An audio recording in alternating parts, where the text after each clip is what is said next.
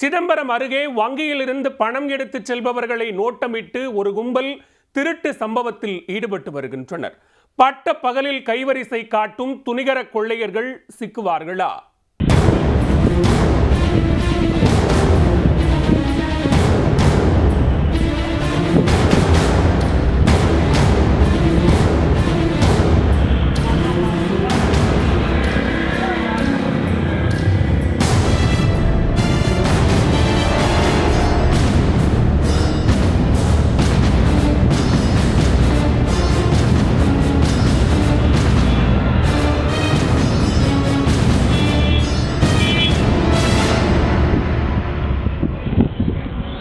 பட்டப்பகலில் சாலை நடுவே மர்ம நபர்கள் லைவாக ஒரு கொள்ளையை அரங்கேற்றிய சிசிடிவி காட்சிகள்தான் இவை. பணப்பையை பிடுங்கிக் கொண்டு சிட்டாக பறந்தவர்கள் போலீசாரிடம் சிக்கப்போவது எப்போது? சிதம்பரம் அருகே கே பஞ்சங்குப்பம் கிராமத்தைச் சேர்ந்தவர் திருமூலம். இவரும் அதே பகுதியைச் சேர்ந்த ரமேஷ் என்பவரும் புதுச்சத்திரம் கனரா வங்கியில் பணம் எடுப்பதற்காக சென்றுள்ளனர்.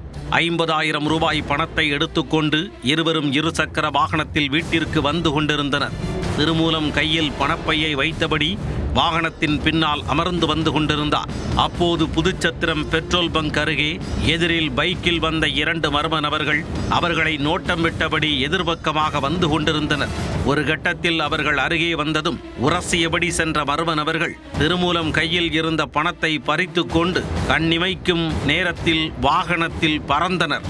பணப்பை பறிபோனதும் என்ன செய்வதென்று தெரியாமல் தவித்த இருவரும் அவர்களை துரத்திச் செல்லாமல் அதிர்ச்சியில் அப்படியே சிலை போல நின்று விட்டனர். இது குறித்து திருமூலம் புதுச்சத்திரம் காவல் நிலையத்தில் புகார் அளித்தனர். புகாரை பெற்றுக்கொண்ட போலீசார் அப்பகுதியில் உள்ள கண்காணிப்பு கேமராவை ஆய்வு செய்தபோது 2 மர்ம நபர்கள் பணப்பையை பிடுங்கிச் செல்லும் காட்சிகள் பதிவாகியிருந்தது. கொள்ளையர்கள் குறித்து போலீசார் விசாரணை நடத்தி வருகின்றனர். பட்டப்பகலில் இருசக்கர வாகனத்தில் வந்து கொண்டிருந்த போதே கையில் இருந்து பணத்தை கொள்ளையடித்துச் சென்ற சம்பவம் பொதுமக்களிடையே அச்சத்தை ஏற்படுத்தி உள்ளது.